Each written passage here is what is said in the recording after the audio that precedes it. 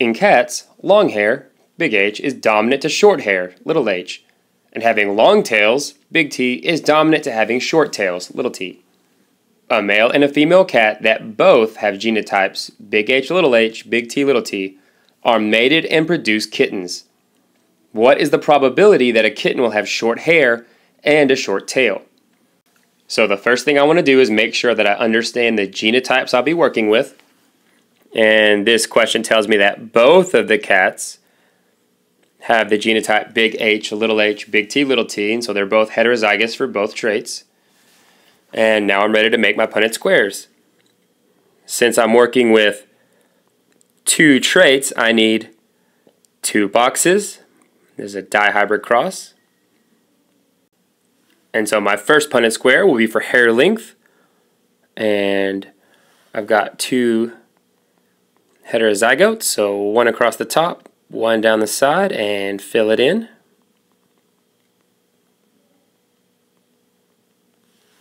And my second Punnett square will be about tail length, and they're both heterozygous for that trait too. And I'll fill in that Punnett square. And now I'm ready to look at my question. What is the probability that a kitten will have short hair and a short tail? So it's very important that you know what genotypes we're looking for. So short hair is the recessive trait, and short tails is the recessive trait. In order to have short hair, since it's the recessive trait, that cat would have to be homozygous recessive. And in order to have a short tail, since that's the recessive trait, it would also need to be homozygous recessive for tail length. And so I'm looking for offspring that are homozygous recessive for both traits, since I'm looking for offspring that have both recessive traits in their phenotype. Okay, and so that's a very important step in understanding how to solve this problem. So once I understand what I'm looking for, it's not very hard to figure it out. So in my first Punnett square, I have one box that shows the homozygous recessive trait, and so that is 1 out of 4.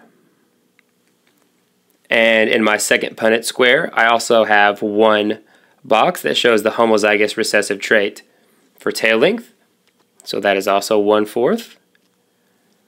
And I'll be very careful. Just because it's 1/4 from each Punnett square does not mean that 1/4 is my answer. A lot of students skip this last step and get the question wrong.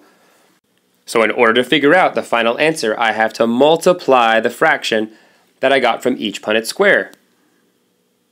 So multiplying the numerators, 1 times 1, that's just 1. And the denominators, 4 times 4, is 16. So the probability that a kitten from this mating would have both short hair and a short tail is 1 out of 16.